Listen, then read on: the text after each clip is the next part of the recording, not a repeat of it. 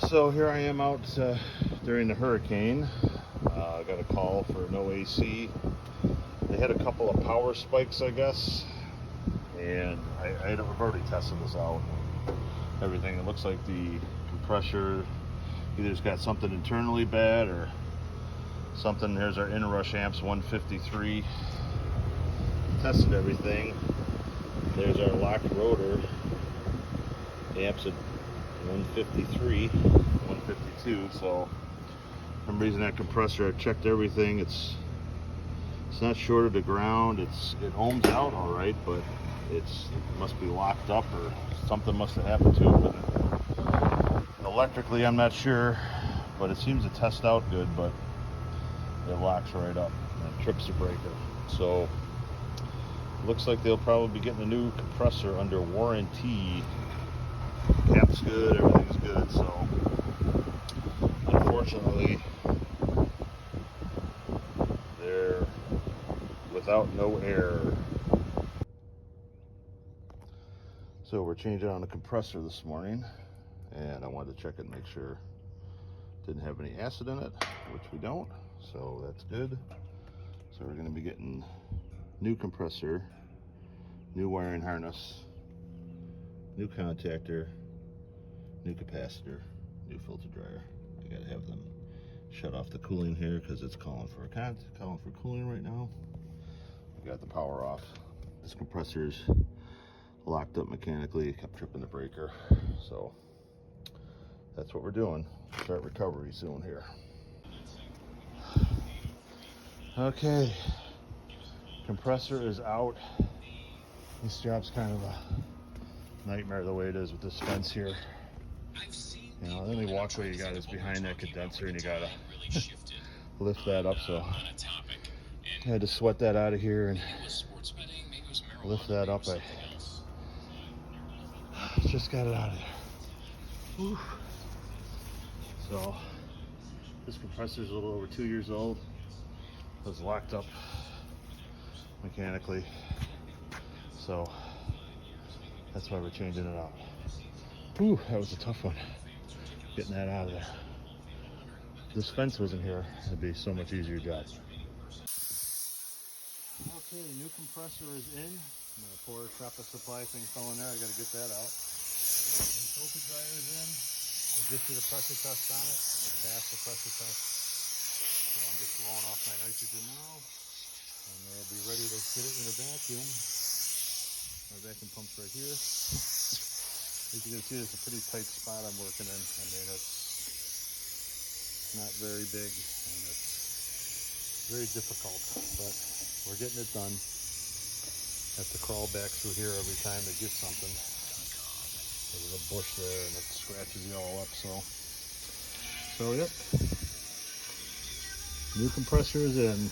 Now we just got to get it back down and everything put back together. Okay, we got our vacuum set up. We'll pull it down pretty quick. This is how I do it. Clean the hose.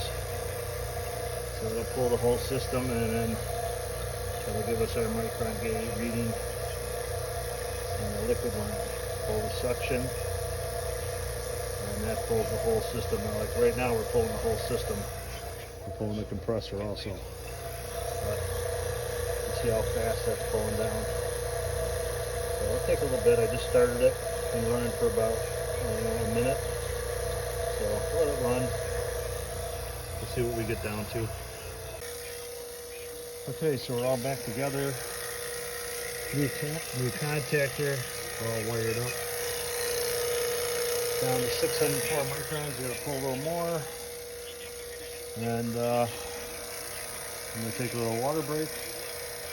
And once this cools down, we're going to charge it up and start it up.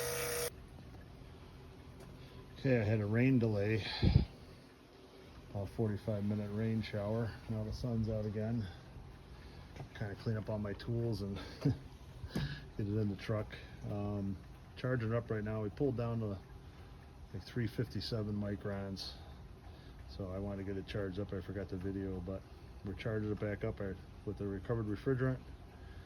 I pulled out like 14, I can't remember, like 14.15 pounds or something like that. This unit takes 14, but probably needs a little more with the added line set because it goes up to the second floor.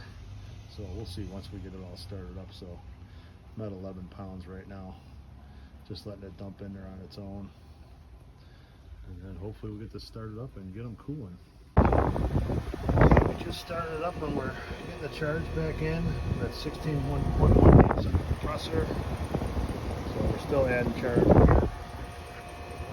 But we're running and cooling, so it's always good. Definitely need some more refrigerant, but we're just having pulling out of the right now. Get it up to speed. So I'll be glad when this one's done. I want them cooling for the night. Alright, so we're up and running. And here's our numbers right now. This unit calls for 9 degrees of subcooling. I haven't put my probes up in the condo yet to get air side stuff, but I will. So looks like it's working pretty good.